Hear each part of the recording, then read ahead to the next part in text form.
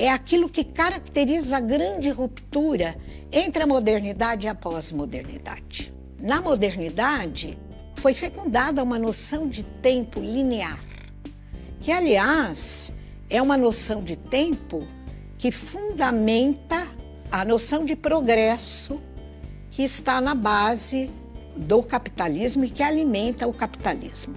A pós-modernidade significou uma ruptura com essa noção de tempo. Então, na pós-modernidade, o que nós assistimos a uma visão labiríntica do tempo.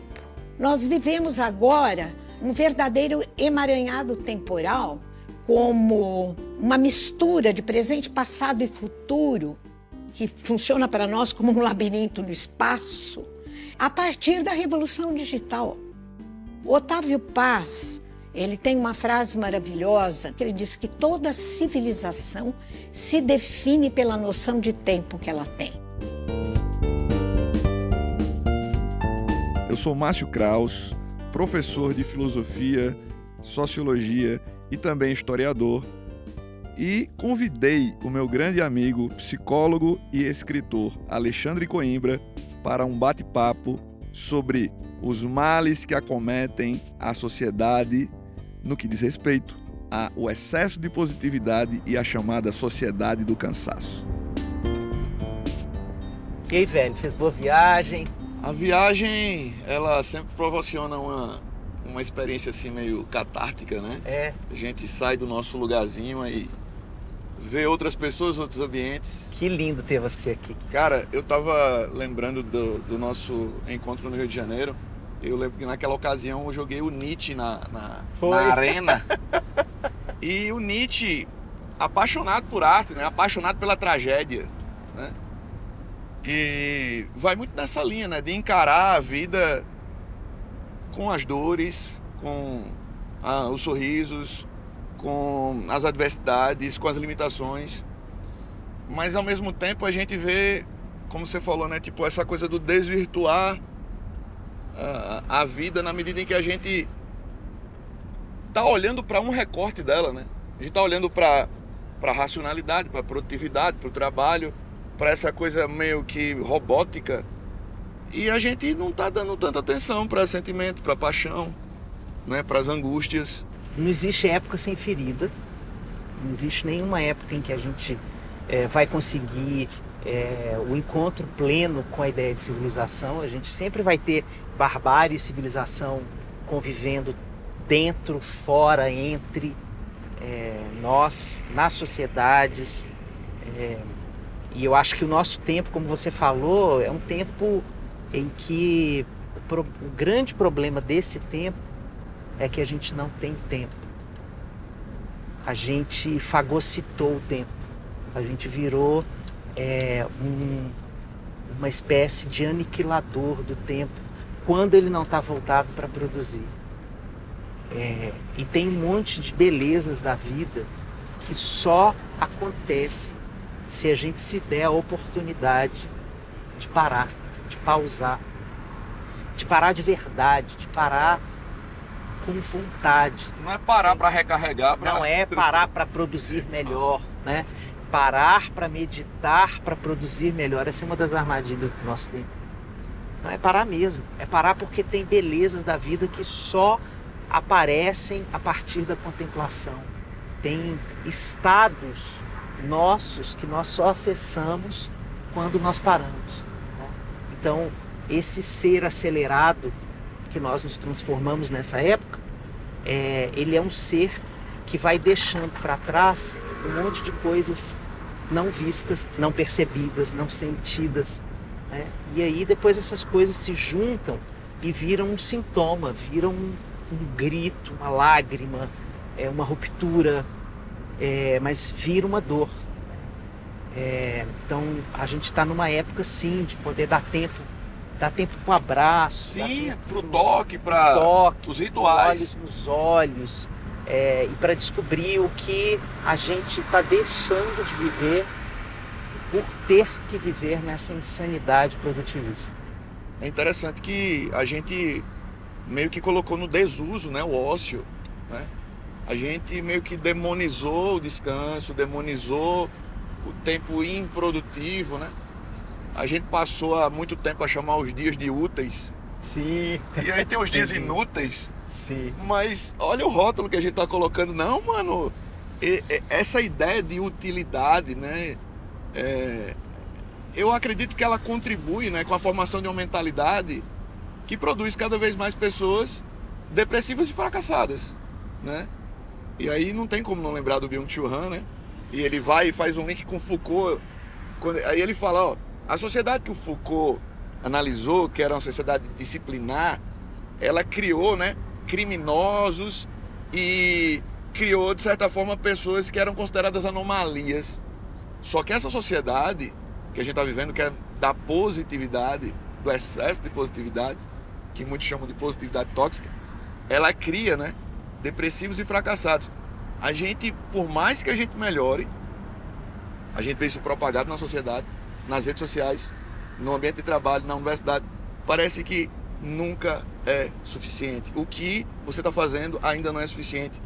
E eu tenho que confessar uma coisa para você, o quanto eu tenho os dois pés atrás com aqueles que eu chamo de profetas do cansaço. Esses mentores, essas pessoas que se dizem portadoras da fórmula do sucesso e da felicidade, o quanto eles contribuem para o adoecimento em massa, né? Então, você está sendo violentado por uma ideia que você colocou na sua cabeça, que você foi construído, né? De sempre produzir mais e nunca se ver como suficiente. E ao mesmo tempo tem ecos dessas vozes dizendo: trabalhe enquanto eles dormem, estude enquanto eles se divertem. Mano, esses são os profetas do apocalipse que já está existindo, né? A gente não precisa esperar meteoro nenhum, porque eles já são o próprio meteoro. Só que eles estão no meio de nós. E a gente não percebeu que o mundo está ao contrário por causa deles. Essa ideia de que o sucesso é essa escalada. No século passado, pelo menos, a gente tinha um último degrau para chegar. A pós-modernidade, o que ela fez de pior para o humano, para a sociedade ocidental, foi não ter um ponto de chegada. Não existe mais eu estou satisfeito com isto que eu consegui na minha vida. Gerações anteriores olhavam como um oásis a aposentadoria, né? Exatamente. Por exemplo, né, já cumpri minha cota, né? Já dei o meu quinhão para essa vida aqui, para essa família, para a minha comunidade, etc. A patologia maior da nossa época, e que tem a ver diretamente com a exaustão, com o burnout, é que a gente não tem mais o direito de parar. Quem para de ambicionar mais coisas, quem para de querer acumular mais títulos, cargos, dinheiro, posses, experiências, quem para é considerado um pária da nossa sociedade. Aí, do mesmo jeito que a gente já fez lá na época do Foucault, lá que o Foucault falava com os loucos, agora os loucos da nossa época são os não ambiciosos, são os que não têm força, foco e fé, os que não têm autoestima.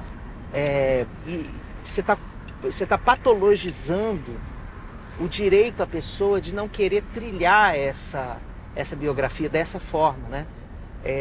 E eu acho que a resistência do humano a isso vai ser cada vez maior.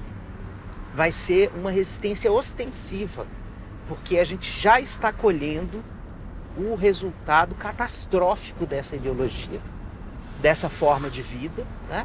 O burnout, ele é uma condição que a mim me parece já estrutural da sociedade. Se você não teve, você ainda vai ter.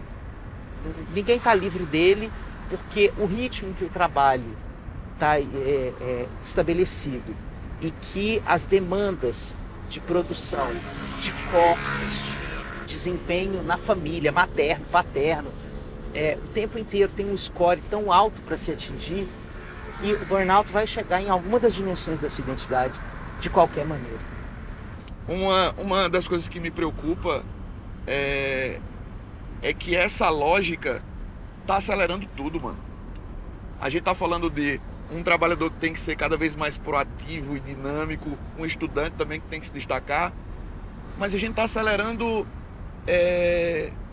interações como, por exemplo, agora já é velha prática do acelerar os áudios, acelerar as mídias. Então, eu acredito, Alexandre, que além de estar perdendo a sanidade, a gente está perdendo o contato consigo mesmo, evidentemente, mas a gente está perdendo contato com o outro e a gente está perdendo a arte das relações, que Bauman também falava disso. Sim. Que essa liquidez, né, essas relações superficiais, rasas e rápidas, né, elas fazem com que a gente perca a arte de se relacionar. E a aceleração somada à canibalização da pausa, o que está provocando é um desgaste muito mais acelerado de tudo que é vivo. Então o corpo se desgasta mais facilmente, então a gente está adoecendo mais esse corpo. O cérebro se desgasta, então a gente está adoecendo o cérebro. Então você veja aí a quantidade de estudos que estão profusos de neurociência, acho que também tem a ver com isso. Assim, nós estamos precisando mesmo falar mais desse cérebro que também está sendo super exigido, como se a capacidade dele fosse infinita. Então a gente inventou essa ficção de que nós somos infinitos e nós somos profundamente finitos. O nosso corpo, o nosso cérebro, as nossas emoções, a nossa sustentabilidade do mínimo equilíbrio emocional, a nossa relação com a natureza, a própria natureza, é tudo finito. Então, se a gente criou uma ficção de que a aceleração pode acontecer porque existe uma infinitude a ser vivida, nós estamos caindo nesse fosso. Não somos infinitos. Nós já estamos sentindo a derrocada desse modelo em nós. Um dos primeiros autores que enxergaram o que isso implica foi o sociólogo Robert Castel, né? O Castel, ele, pela primeira vez, mostrou que havia aí uma metamorfose da questão social. Quer dizer, esse processo do que ele vai chamar de precarização, ele é um processo que está nas entranhas da sociedade contemporânea pós-fordista. A gente tem uma resistência ao sofrimento, né? Você assiste ao sofrimento para essas pessoas que trabalham como se fosse um tabu, né? Não pode ser falado, você não pode falar sobre isso e, quando muito, você deve encaminhar isso de maneira mais individual, de preferência farmacológica. Então, quer dizer, de um lado você tem as empresas precisando se mobilizar e de outro lado você tem o sentimento, né, do sofrimento, mas ao mesmo tempo você tem um entrave para a manifestação desse sofrimento nos espaços públicos, nas empresas, etc.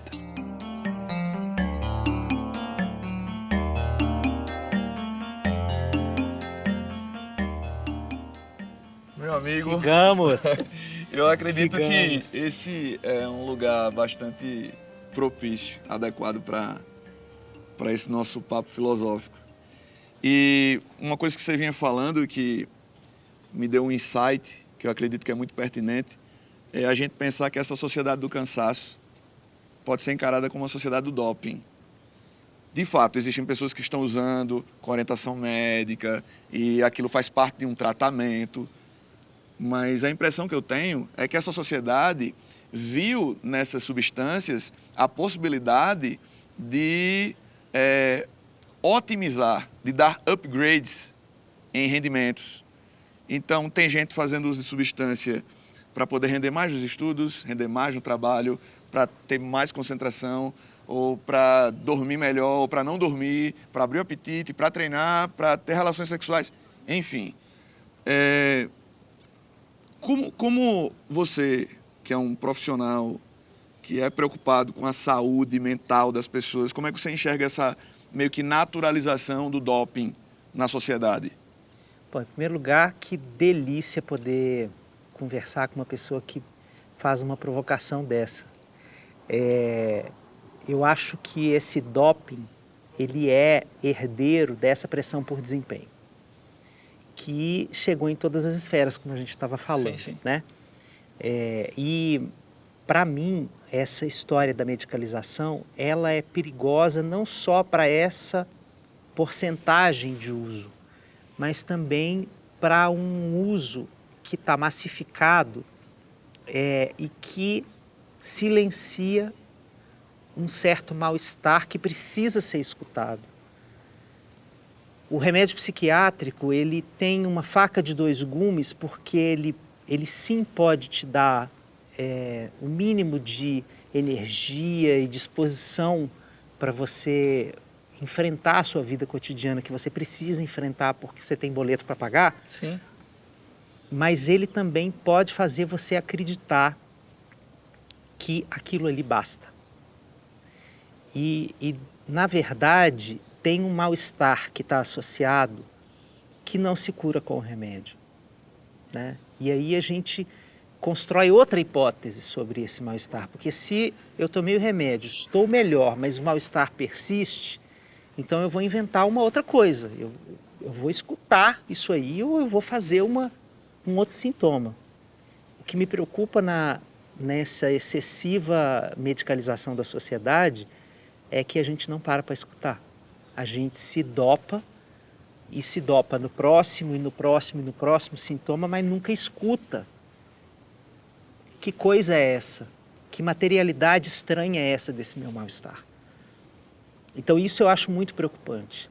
Agora, na hora em que a gente vê essa medicalização sendo utilizada para construir um desempenho sobre-humano, aí a gente já cruzou a fronteira da decência, né? Porque... Sim. Obrigado. Muito obrigado, amigo.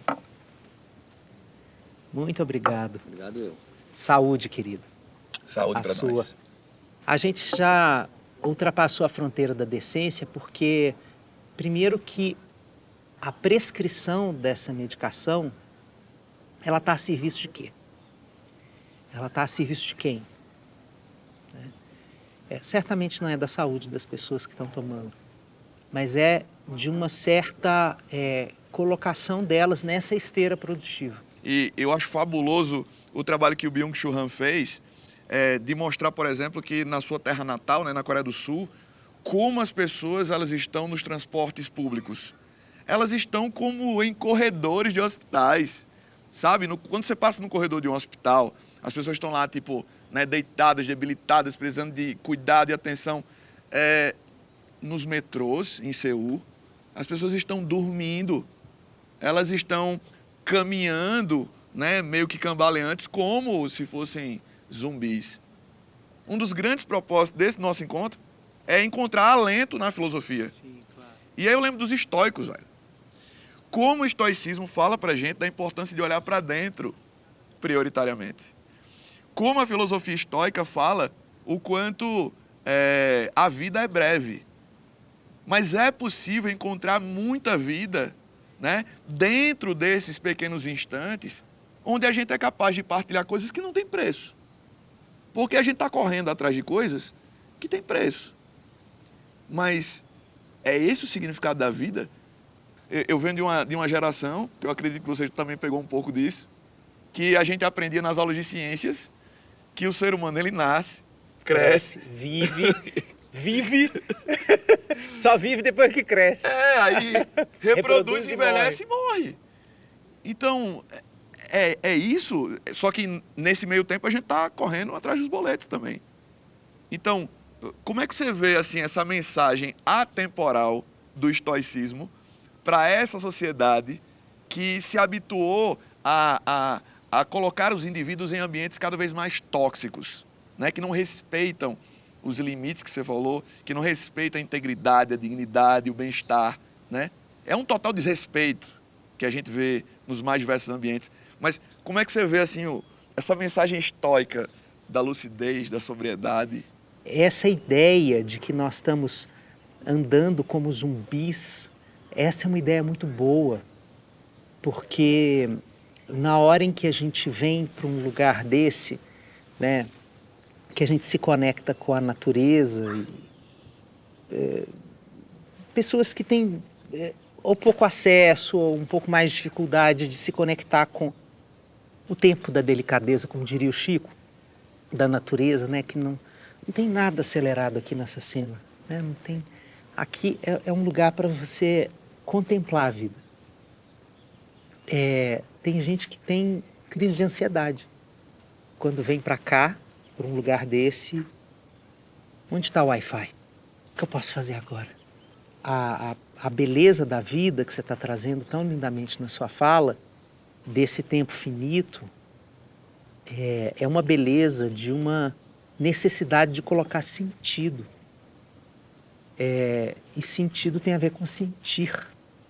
Ninguém foge dessa experiência de ter que dar sentido à vida. Mas para isso a gente precisa sentir. Se eu só faço, e eu faço, e faço, e faço, e faço, e faço, e performo, e performo, e performo, quando é mesmo que eu vou sentir? Quando é que vai chegar esse momento desse enfrentamento comigo mesmo, que dá medo, né? Quanto mais a gente foge, mais ele nos assombra, mais ele nos medusa. Eu acho que isso, pensando ali na metáfora com o remédio, tem que ser igual um remédio, assim, 3 vezes por dia, sabe, de 8 em 8. Você parar, ao invés de você olhar nessa distância, olhar no horizonte. Sim, acostumar o seu olho a ver o horizonte. Usufruir do silêncio, mesmo que seja para você se angustiar, mas se comunicar com essa angústia. Dormir com gozo, com gosto, com desfrute. E não com pesar, né? E não com consciência pesar, pesada.